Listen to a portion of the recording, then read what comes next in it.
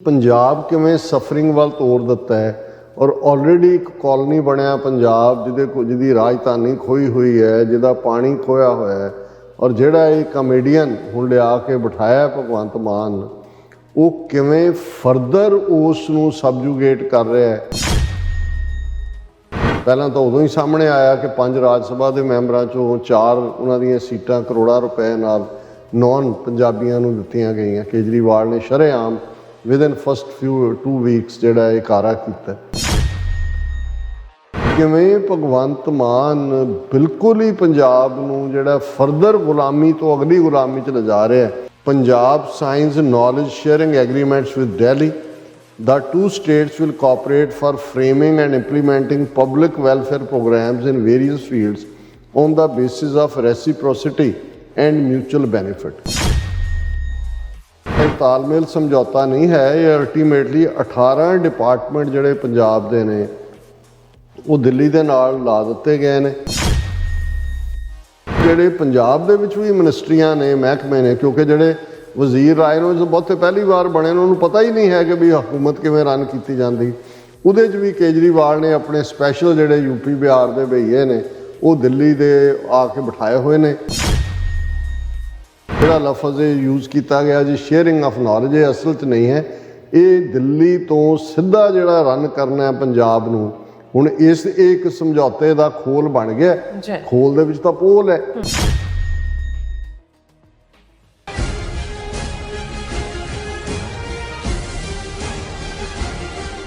ਦਰਸ਼ਕੋ, break ਤੋਂ ਬਾਅਦ ਆਪਾਂ ਤੁਹਾਨੂੰ ਸਭ ਨੂੰ ਜੀ ਆਇਆਂ ਕਹਿੰਦੇ ਆ। ਸੋ ਗੱਲਬਾਤ ਕਰਨ ਜਾ ਰਹੇ ਹਾਂ ਭਾਰਤੀ ਕਬਜ਼ੇ ਵਾਲੇ ਪੰਜਾਬ ਦੀ। ਕਿ ਵਿਊਅਰਸ ਇਹੋ ਜਾਪਦਾ ਹੈ ਕਿ ਪੰਜਾਬ ਦੇ ਮੁੱਖ ਮੰਤਰੀ ਭਗਵੰਤ ਮਾਨ ਨੇ ਪੰਜਾਬ ਨੂੰ ਪੱਕੇ ਤੌਰ ਤੇ ਆਮ ਆਦਮੀ ਪਾਰਟੀ ਦੇ ਪ੍ਰਧਾਨ ਕੇਜਰੀਵਾਲ ਦੀ ਰਿਆਸਤ ਹੀ ਬਣਾ ਦਿੱਤਾ ਹੈ। ਸੋ ਸਮਝੌਤੇ ਦੇ ਨਾਂ ਥੱਲੇ ਪੰਜਾਬ ਦੇ 18 ਮਹਿਕਮੇ ਦਿੱਲੀ ਦੇ ਹਵਾਲੇ ਕਰ ਦਿੱਤੇ ਗਏ ਹਨ। ਸੋ ਇਸ ਬਾਰੇ ਆਪਾਂ ਗੱਲਬਾਤ ਕਰਨ ਜਾ ਰਹੇ ਹਾਂ। ਸੋ ਅਸੀਂ ਚਾਹਾਂਗੇ ਕਿ ਤੁਸੀਂ ਸਾਨੂੰ ਇਸੇ ਤਰ੍ਹਾਂ ਬਣੇ ਰਹਿਣਾ।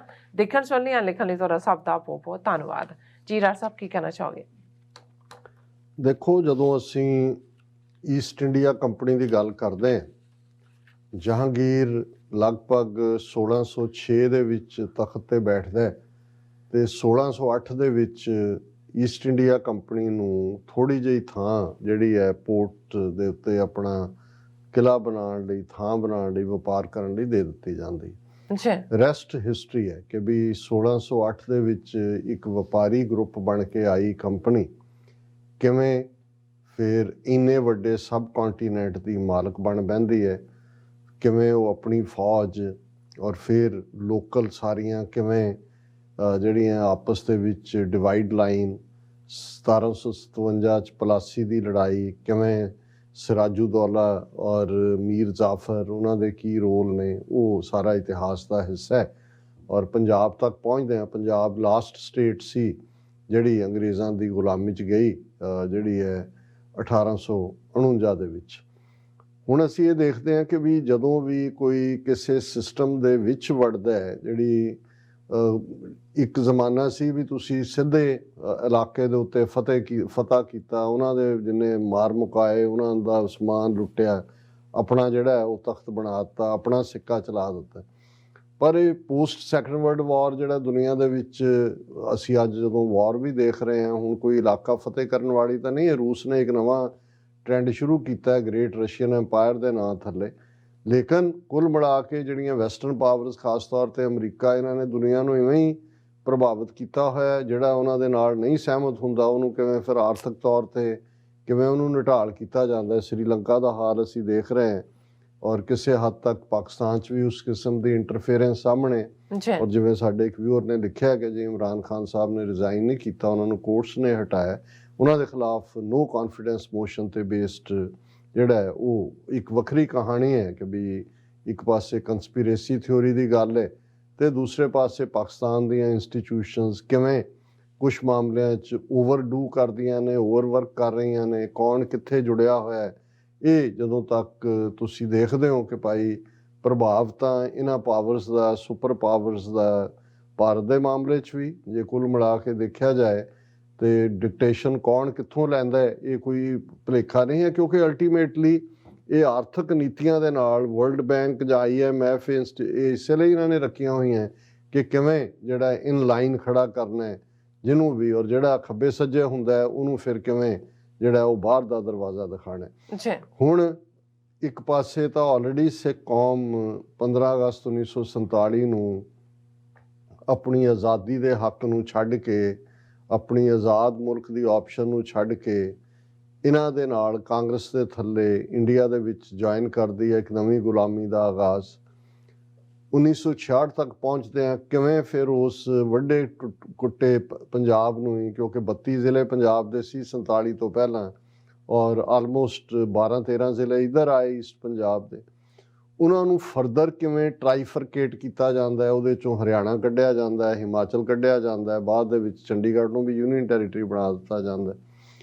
ਫਿਰ ਕਿਵੇਂ ਸਿਸਟੇਮੈਟਿਕਲੀ ਸੈਂਟਰ ਦੇ ਹੱਥ 'ਚ ਪਾਵਰਸ ਜਾਂਦੀਆਂ ਨੇ, ਔਰ ਜਿਹੜਾ ਇੰਡੀਅਨ ਕਨਸਟੀਟਿਊਸ਼ਨ ਦੇ ਮੁਤਾਬਕ ਪਾਣੀ ਇੰਟਰਨੈਸ਼ਨਲ ਰਾਈਪੇਰੀਅਨ ਲਾਅ ਦੇ ਥੱਲੇ ਸਟੇਟਾਂ ਦੀ ਮਲਕੀਅਤ ਹੈ, ਉਸ ਨੂੰ ਵੀ ਜਿਹੜਾ 1966 ਦੇ ਪੰਜਾਬ ਰੀਆਰਗੇਨਾਈਜੇਸ਼ਨ ਐਕਟ ਦੇ ਥੱਲੇ ਉਸ ਦੇ ਵਿੱਚ ਸੈਕਸ਼ਨ 78, 79, 80 ਵਾੜ ਦਿੱਤੇ ਜਾਂਦੇ ਨੇ, ਔਰ ਪੰਜਾਬ ਦੇ ਉੱਤੇ ਭਾਖੜਾ ਬਿਆਸ ਮੈਨੇਜਮੈਂਟ ਬੋਰਡ ਰਾਹੀਂ ਕੰਟਰੋਲ ਕਰਕੇ, ਔਰ ਫਿਰ ਜਿਹੜਾ ਉਹਦਾ ਪਾਣੀ ਰਾਜਸਥਾਨ ਔਰ ਹਰਿਆਣਾ ਸਟੇਟਾਂ 2/3 ਤੋਂ ਜ਼ਿਆਦਾ ਉਹਨਾਂ ਨੂੰ ਫ੍ਰੀ ਆਫ ਕਾਸਟ ਜਾ ਰਿਹਾ। ਜਿਹੜੇ 2 member Bhakra Beas management board ਦੇ ਵਿੱਚ ਪੰਜਾਬ ਦੇ ਪੱਕੇ ਤੌਰ ਤੇ ਹੁੰਦੇ ਸੀ, ਜਿਉਂ ਹੀ ਇਹਨਾਂ ਦੀ ਆਮ ਆਦਮੀ ਪਾਰਟੀ ਦੀ ਸਰਕਾਰ ਆਉਂਦੀ ਹੈ, ਠੀਕ ਉਸ ਤੋਂ ਪਹਿਲਾਂ ਜਦੋਂ ਟ੍ਰਾਂਜੀਸ਼ਨ ਪੀਰੀਅਡ ਹੈ, ਉਹ ਵੀ ਸੈਂਟਰ ਜਿਹੜਾ ਹੈ ਉਹਨੂੰ ਖਤਮ ਕਰ ਦਿੰਦਾ। ਭਗਵੰਤ ਮਾਨ, ਆਮ ਆਦਮੀ ਪਾਰਟੀ, ਅਸੀਂ ਪਹਿਲਾਂ ਵੀ ਗੱਲ ਕੀਤੀ, ਪੰਜਾਬ ਦੇ ਲੋਕਾਂ ਨੇ ਉਹ ਜਦੋਂ ਇਹ ਚੱਲ ਵੀ ਰਿਹਾ ਸੀ ਤਾਂ ਕੁਝ ਸਿਆਣੇ ਕਹਿ ਰਹੇ ਸੀ ਕਿ ਭਾਈ ਇੱਕ ਵਾਰੀ ਫੇਰ ਇਹ ਜੋ ਤੁਸੀਂ ਗਲਤੀ ਕਰੋਗੇ ਤਾਂ 5 ਸਾਲ 76 ਖਾਓਗੇ। ਇਹਨਾਂ ਨੇ ਤਾਂ ਕੀ ਖਾਣੇ ਨੇ, ਇਹ ਤਾਂ ਉਸ ਕਿਸਮ ਦੇ ਜਿਹਨੂੰ ਕਹਿੰਦੇ ਨੇ ਰੂਕੀ ਕਿਸਮ ਦੇ ਲੋਕ, ਜਿਨ੍ਹਾਂ ਨੇ ਕਦੇ ਜਿਹੜਾ ਉਹ ਚੱਜ ਦੀ ਕੋਈ ਇਮਾਰਤ ਨਹੀਂ ਸੀ ਦੇਖੀ ਹੋਈ, ਉਹਨਾਂ ਨੂੰ MLA ਬਣਨ ਦਾ ਮੌਕਾ ਬਣ ਗਿਆ। ਕਿੰਨੇ ਕੁ ਉਹਨਾਂ 'ਚ ਨੇ, ਉਹਨਾਂ 'ਚੋਂ ਕਿੰਨੇ ਜਿਹੜੇ ਨੇ ਉਹ ਤਾਂ ਕਾਂਗਰਸ ਅਕਾਲੀ ਦੂਜੇ ਛੱਡ ਕੇ ਆਏ। ਲੇਕਿਨ ਪੰਜਾਬ ਕਿਵੇਂ ਸਫਰਿੰਗ ਵੱਲ ਤੋਰ ਦਿੱਤਾ ਹੈ, ਔਰ ਆਲਰੇਡੀ ਇੱਕ ਕਾਲੋਨੀ ਬਣਿਆ ਪੰਜਾਬ ਜਿਹਦੀ ਰਾਜਧਾਨੀ ਖੋਈ ਹੋਈ ਹੈ, ਜਿਹਦਾ ਪਾਣੀ ਖੋਇਆ ਹੋਇਆ ਹੈ, ਔਰ ਜਿਹੜਾ ਇਹ ਕਮੇਡੀਅਨ ਹੁਣ ਲਿਆ ਕੇ ਬਿਠਾਇਆ ਭਗਵੰਤ ਮਾਨ, ਉਹ ਕਿਵੇਂ ਫਰਦਰ ਉਸ ਨੂੰ ਸਬਜੂਗੇਟ ਕਰ ਰਿਹਾ ਹੈ। ਪਹਿਲਾਂ ਤਾਂ ਉਦੋਂ ਹੀ ਸਾਹਮਣੇ ਆਇਆ ਕਿ 5 ਰਾਜ ਸਭਾ ਦੇ ਮੈਂਬਰਾਂ 'ਚੋਂ 4 ਉਹਨਾਂ ਦੀਆਂ ਸੀਟਾਂ ਕਰੋੜਾਂ ਰੁਪਏ ਨਾਲ ਨੌਨ ਪੰਜਾਬੀਆਂ ਨੂੰ ਦਿੱਤੀਆਂ ਗਈਆਂ। ਕੇਜਰੀਵਾਲ ਨੇ ਸ਼ਰੇਆਮ ਵਿਦਨ ਫਸਟ 2 ਵੀਕਸ ਜਿਹੜਾ ਇਹ ਕਾਰਾ ਕੀਤਾ। ਫਿਰ ਇਹ ਖਬਰਾਂ ਆਈਆਂ ਕਿ ਭਾਈ ਕਿਵੇਂ ਭਗਵੰਤ ਮਾਨ ਦਿੱਲੀ ਜਾ ਕੇ ਆਪਣੇ ਜਿਹੜੇ ਉਹਨਾਂ ਦੇ ਬਿਊਰੋਕਰੈਟ ਲਿਜਾ ਕੇ ਉੱਥੋਂ ਇੰਸਟਰਕਸ਼ਨਸ ਲੈ ਰਿਹਾ, ਇਹਦਾ ਰੌਲਾ ਪਿਆ। ਪਰ ਹੁਣ ਕਿਸ ਹੱਦ ਤੱਕ ਦਿੱਲੀ ਇੱਕ ਯੂਨੀਅਨ ਟੈਰੀਟਰੀ ਹੈ, ਔਰ ਦਿੱਲੀ ਨੂੰ ਰਨ ਕਰਦਾ ਹੈ ਲੈਫਟੀਨੈਂਟ ਗਵਰਨਰ, ਜਿਹਨੂੰ ਕੇਂਦਰ ਸਰਕਾਰ ਬਣਾਉਂਦੀ ਹੈ। ਹੋਮ ਡਿਪਾਰਟਮੈਂਟ ਵੀ ਉਹਨਾਂ ਕੋਲ ਨਹੀਂ। ਇਹੀ 2-3 ਨੇ ਜਿਹੜੀ ਐਜੂਕੇਸ਼ਨ, ਹੈਲਥ ਜਾਂ ਦੂਜੇ ਤੀਜੇ, ਅਦਰਵਾਈਜ਼ ਜਿਹੜੀਆਂ ਆਮ ਯੂਨੀਅਨ ਟੈਰੀਟਰੀਜ਼ ਦੇ ਰਾਈਟਸ ਨੇ ਉਹ ਵੀ ਉਹਨਾਂ ਦੇ ਕੋਲ ਨਹੀਂ ਹੈਗੇ।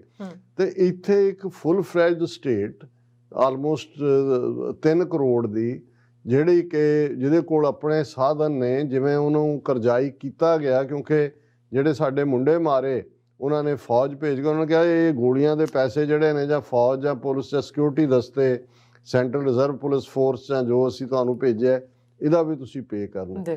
ਪਰ ਹੁਣ ਕਿਵੇਂ ਭਗਵੰਤ ਮਾਨ ਬਿਲਕੁਲ ਹੀ ਪੰਜਾਬ ਨੂੰ ਜਿਹੜਾ ਫਰਦਰ ਗੁਲਾਮੀ ਤੋਂ ਅਗਲੀ ਗੁਲਾਮੀ 'ਚ ਲਿਜਾ ਰਿਹਾ।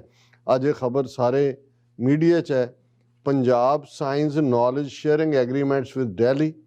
The 2 states will cooperate for framing and implementing public welfare programs in various fields on the basis of reciprocity and mutual benefit। ਕਿ ਜੀ ਨੌਲੇਜ ਸ਼ੇਅਰਿੰਗ, ਹੁਣ ਇਹ ਆਮ ਨੂੰ ਲੱਗੇਗਾ ਜੀ ਨੌਲੇਜ ਸ਼ੇਅਰਿੰਗ 'ਚ ਕੀ ਨੁਕਸਾਨ ਹੈ ਜੇ ਹੁੰਦਾ, ਪਰ ਇਹਦੀ ਹਕੀਕਤ ਜਿਹੜੀ ਖਾਸ ਤੌਰ 'ਤੇ ਪੰਜਾਬੀ ਅਜੀਤ ਦੇ ਰਾਹੀਂ ਸਾਹਮਣੇ ਆਉਂਦੀ ਹੈ ਕਿ ਭਾਈ ਇਹ ਉਹਨਾਂ ਨੇ ਕਿਵੇਂ ਜਿਹੜਾ ਇਹ ਤਾਲਮੇਲ ਸਮਝੌਤਾ ਨਹੀਂ ਹੈ, ਇਹ ਅਲਟੀਮੇਟਲੀ 18 ਡਿਪਾਰਟਮੈਂਟ ਜਿਹੜੇ ਪੰਜਾਬ ਦੇ ਨੇ ਉਹ ਦਿੱਲੀ ਦੇ ਨਾਲ ਲਾ ਦਿੱਤੇ ਗਏ ਨੇ। ਔਰ ਇਹ ਜਿਹੜਾ ਇਹਨੂੰ ਕਿਹਾ ਗਿਆ ਜੀ knowledge sharing agreement between government of NCT of Delhi and government of Punjab, ਔਰ ਉਹਨਾਂ ਨੇ ਕਿਹਾ ਜੀ ਇਹਨੂੰ ਅਸੀਂ GOP ਕਵਾਂਗੇ, ਅਸੀਂ ਨੌਲੇਜ ਸ਼ੇਅਰਿੰਗ ਦਾ ਇਹ ਐਗਰੀਮੈਂਟ ਕਰ ਰਹੇ ਹਾਂ, ਔਰ ਅਸ ਦੋਨੋਂ ਗਵਰਨਮੈਂਟ ਜਿਹੜੀਆਂ ਨੇ we will share knowledge, experience and skills for the mutual welfare of the people. ਔਰ ਇਸ ਸਾਰੇ 'ਚੋਂ ਨਿਕਲਿਆ ਕੀ ਆ, ਜਦੋਂ ਤੁਸੀਂ ਇਹਦੀ ਡੀਟੇਲ ਦੇਖਦੇ ਹੋ ਕਿ 18 ਪੋਰਟਫੋਲੀਓ ਜਾਂ ਵਿਭਾਗ ਪੰਜਾਬ ਦੇ ਜਿਹੜੇ ਨੇ ਉਹ ਜਿਹੜੇ ਨੇ ਦਿੱਲੀ ਦੇ ਨਾਲ ਅਟੈਚ ਕਰ ਦਿੱਤੇ ਗਏ ਨੇ। ਇਹਨਾਂ ਦੇ ਵਿੱਚ ਇਹਨਾਂ ਵਿਭਾਗਾਂ ਦੀਆਂ ਭਲਾਈ ਸਕੀਮਾਂ ਜਿਹੜੀਆਂ ਨੇ ਉਹਨਾਂ ਦੇ ਵਿੱਚ ਵੀ ਇਹ ਪਾਰਟਨਰਸ਼ਿਪ ਹੈ। ਔਰ ਇਸ ਦੇ ਵਿੱਚ ਇਸ ਸਮਝੌਤੇ 'ਚ ਸਿਹਤ ਵਿਭਾਗ, ਸਿੱਖਿਆ ਡਿਪਾਰਟਮੈਂਟ, ਬਿਜਲੀ department, water supply, sanitation portfolio, ਵਾਤਾਵਰਣ ਤੇ ਪ੍ਰਦੂਸ਼ਣ ਕੰਟਰੋਲ ਪੋਲਿਊਸ਼ਨ ਮਹਿਕਮਾ, ਹਾਊਸਿੰਗ, ਸੈਰ ਸਪਾਟਾ, ਪ੍ਰਾਹੁਣਚਾਰੀ ਵਿਭਾਗ, ਟੂਰਿਜ਼ਮ, ਸ਼ਹਿਰੀ ਵਿਕਾਸ ਵਿਭਾਗ, ਸਮਾਜ ਸੁਰੱਖਿਆ ਵਿਭਾਗ, ਮਹਿਲਾ ਬਾਲ ਵਿਕਾਸ ਵਿਭਾਗ, ਪ੍ਰਸ਼ਾਸਕੀ ਸੁਧਾਰ ਵਿਭਾਗ, ਬਜ਼ੁਰਗਾਂ ਨੂੰ ਮਿਲਣ ਵਾਲੀਆਂ ਸੇਵਾਵਾਂ, ਸਨਅਤੀ ਵਿਕਾਸ ਤੇ ਨਿਵੇਸ਼ ਵਧਾਵਾ, ਰਾਜ ਦੇ ਵਿੱਤੀ ਘਾਟਿਆਂ ਤੇ ਕੰਟਰੋਲ ਆਦਿ ਇਹ ਇਸ ਦੇ ਵਿੱਚ ਸ਼ਾਮਲ ਨੇ।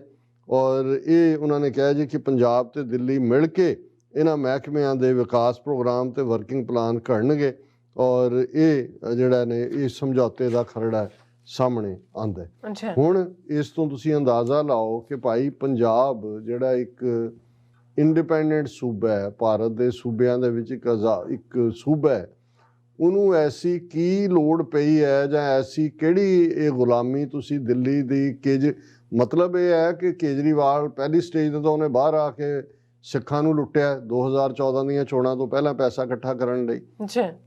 ਫਿਰ ਹੁਣ ਉਹਨੂੰ ਇਹ ਲੱਗਦਾ ਵੀ ਪੰਜਾਬ ਦੇ ਕੋਲ ਜੋ ਹੈ, ਦਿੱਲੀ ਦੇ ਤਾਂ ਪੱਲੇ ਕੁਛ ਨਹੀਂ, ਜੋ ਹੈ ਦਿੱਲੀ ਉਹਨਾਂ ਦੀ ਫੈਡਰਲ ਗਵਰਨਮੈਂਟ ਨੇ ਦੇਣਾ, ਉਹ ਜਿਹੜੇ ਨੇ ਕੈਰਟ ਐਂਡ ਸਟਿਕ ਵਾਂਗ ਉਹਨੂੰ ਹਨੂੰਮਾਨ ਚਾਲੀਸਾ ਪੜ੍ਹਨ 'ਤੇ ਵੀ ਲਾ ਰੱਖਦੇ ਨੇ, ਪਰ ਬਾਹਰੋਂ ਮੁਖੀ ਇਵੇਂ ਹੁੰਦਾ ਜਿਵੇਂ ਕੇਜਰੀਵਾਲ ਨੂੰ ਸਭ ਤੋਂ ਜ਼ਿਆਦਾ ਉਹ ਨਫ਼ਰਤ ਕਰਦੇ ਹੋਣ।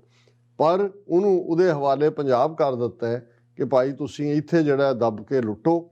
ਔਰ ਇਹ ਇਕੱਲਾ ਲੁੱਟਣਾ ਹੀ ਨਹੀਂ, ਪਹਿਲਾਂ ਵੀ ਔਰ ਈਵਨ ਜਿਹੜੇ ਪੰਜਾਬ ਦੇ ਵਿੱਚ ਵੀ ਮਿਨਿਸਟਰੀਆਂ ਨੇ, ਮਹਿਕਮੇ ਨੇ, ਕਿਉਂਕਿ ਜਿਹੜੇ ਵਜ਼ੀਰ ਰਾਏ ਨੂੰ ਬਹੁਤੇ ਪਹਿਲੀ ਵਾਰ ਬਣੇ ਨੇ, ਉਹਨੂੰ ਪਤਾ ਹੀ ਨਹੀਂ ਹੈ ਕਿ ਵੀ ਹਕੂਮਤ ਕਿਵੇਂ ਰਨ ਕੀਤੀ ਜਾਂਦੀ। ਉਹਦੇ 'ਚ ਵੀ ਕੇਜਰੀਵਾਲ ਨੇ ਆਪਣੇ ਸਪੈਸ਼ਲ ਜਿਹੜੇ ਯੂਪੀ ਬਿਹਾਰ ਦੇ ਭਈਏ ਨੇ ਉਹ ਦਿੱਲੀ ਦੇ ਆ ਕੇ ਬਿਠਾਏ ਹੋਏ ਨੇ ਆਫਿਸਿਸ ਦੇ ਵਿੱਚ। ਰੀਅਲ ਪਾਵਰ ਉਹਨਾਂ ਦੇ ਕੋਲ ਹੈ, ਪੋਸਟਿੰਗਸ ਉਹ ਕਰਦੇ ਨੇ, ਰਨ ਕਿਵੇਂ ਕਰਨਾ ਉਹ ਕਰ ਰਹੇ ਨੇ। ਔਰ ਇਹ ਹੁਣ 18 ਪ੍ਰੋਮੀਨੈਂਟ ਡਿਪਾਰਟਮੈਂਟਸ, ਕੋਆਰਡੀਨੇਸ਼ਨ, ਤਾਲਮੇਲ, ਔਰ ਜਿਹੜਾ ਲਫ਼ਜ਼ ਇਹ ਯੂਜ਼ ਕੀਤਾ ਗਿਆ ਜੀ ਸ਼ੇਅਰਿੰਗ ਆਫ ਨੌਲੇਜ, ਇਹ ਅਸਲ 'ਚ ਨਹੀਂ ਹੈ। ਇਹ ਦਿੱਲੀ ਤੋਂ ਸਿੱਧਾ ਜਿਹੜਾ ਰਨ ਕਰਨਾ ਹੈ ਪੰਜਾਬ ਨੂੰ। ਹੁਣ ਇਹ ਇੱਕ ਸਮਝੌਤੇ ਦਾ ਖੋਲ ਬਣ ਗਿਆ, ਖੋਲ ਦੇ ਵਿੱਚ ਤਾਂ ਪੋਲ ਹੈ, ਲੇਕਿਨ ਇਸ ਦੇ ਥੱਲੇ ਹੋਏਗਾ ਦੇਖੋ ਜੀ ਅਸੀਂ ਤਾਂ ਨੌਲੇਜ ਸ਼ੇਅਰਿੰਗ ਕਰ ਰਹੇ ਹਾਂ ਅਸੀਂ, ਔਰ ਉਹਨੂੰ ਜਸਟੀਫਾਈ ਕਰ ਰਹੇ ਨੇ। ਸੋ ਆਉਣ ਵਾਲੇ ਦਿਨਾਂ ਦੇ ਵਿੱਚ ਅਸੀਂ ਇਸ ਤੋਂ ਵੀ ਬਦਤਰ ਹਾਲਾਤ ਦੇਖਾਂਗੇ ਪੰਜਾਬ ਦੇ ਜੋ ਅੱਜ ਨੇ। ਨੋ ਡਾਊਟ ਜੀ ਡਾਕਟਰ ਸਾਹਿਬ, ਤੁਹਾਡਾ ਬਹੁਤ ਬਹੁਤ ਸ਼ੁਕਰੀਆ। ਸਾਥ ਲੈਣਾ ਬ੍ਰੇਕ। ਵਿਊਅਰਸ ਤੁਸੀਂ ਨਾਲ ਇਸੇ ਤਰ੍ਹਾਂ ਜੁੜੇ ਰਹਿਣਾ, ਮਿਲਦੇ ਹਾਂ ਛੋਟੇ ਜਿਹੇ ਬ੍ਰੇਕ ਤੋਂ ਬਾਅਦ।